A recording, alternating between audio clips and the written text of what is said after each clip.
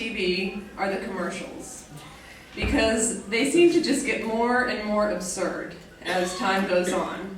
I don't know if you've seen this one, that you probably have because they play it all the time. It's some kind of a weight loss pill, and the lady comes out and she says, "Have you ever tried to lose weight and been unsuccessful?" No, I don't know what that feels like at all. So she keeps going, and she says, "It's not your fault." Really? That's great, because I thought maybe all those midnight runs to Taco Bell for the Mexican pizza, maybe the pint of Ben & Jerry's I eat, right before going to bed. I thought maybe that might have something to do with it, but good to know it's not my fault. Thank you. So, but then she keeps going, and she says, "It's not a gimmick. It's real science." Hold the phone. Real science? Why didn't somebody think of this earlier? Real science, I mean, that's very specific. I would like a year's supply, actually, because I think that would work, and I think if there's ever a problem with the post office, that, I don't want to run out of my real science. So put me down for 18 boxes. I will take that now and rush it FedEx. And I'll tell you what else Real Science has done. They have come up with a way to make your eyelashes longer. I don't know if you've seen this commercial, but it's something called Latisse. Have you seen this? And I think that's a woman's name also. I haven't met her, but I really think that's a woman's name somewhere. But they show the commercial, and it's someone's face, but it's not even a real person. It's like animated, and they're like painting it on to like the edge of the lids. It looks like clear fingernail polish. And it says in 8 weeks, your lashes will become longer and more abundant. And then they list the side effects. So possible side effects include itching, redness of the eyes, glaucoma,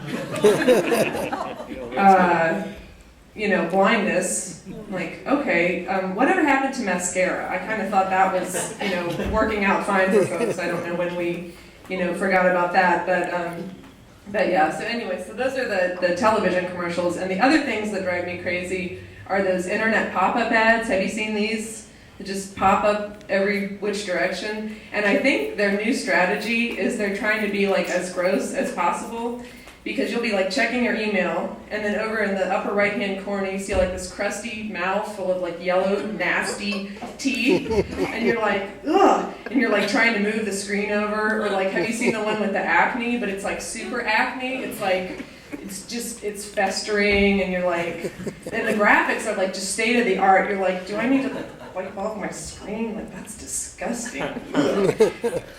Anyways, and then there's another one too, and this one's a new one because I just saw it, and it's something about armpit hair, and it's literally, it says on it, unwanted armpit hair, and then there's a woman going like this, and it's just like, it's more hair than you've ever seen in your life. It looks like if somebody didn't clean their shower drain for like a good solid year, and it's very disgusting. And I know it had to have been photoshopped too, because whoever, even if you grew your armpit hair out for like a year, it would never get that thick and full unless maybe you like mixed up your deodorant with your Latisse. I don't know, that would be like the only way that would happen.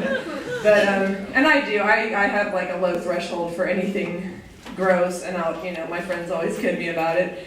But all kinds of things gross me out, and I found this gross bug.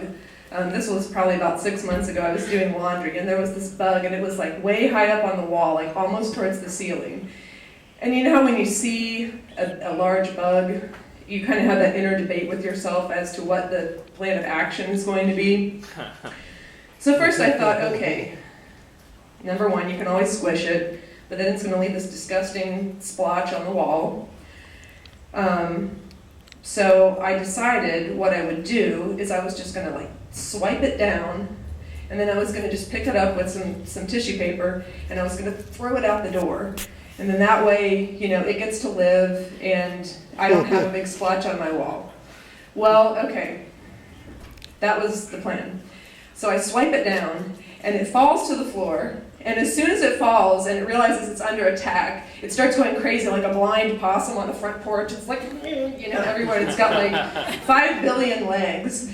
And so I took my sandal, and it was on the tile, but it was like close to the carpet, and so I hit it, and I squished it, except I didn't squish all of it, I squished most of it, and this little segment of it, just flew off, and it ricocheted from the edge of the carpet back towards the wall, but the grossest thing was that its legs lived for another 10 seconds, and its legs were just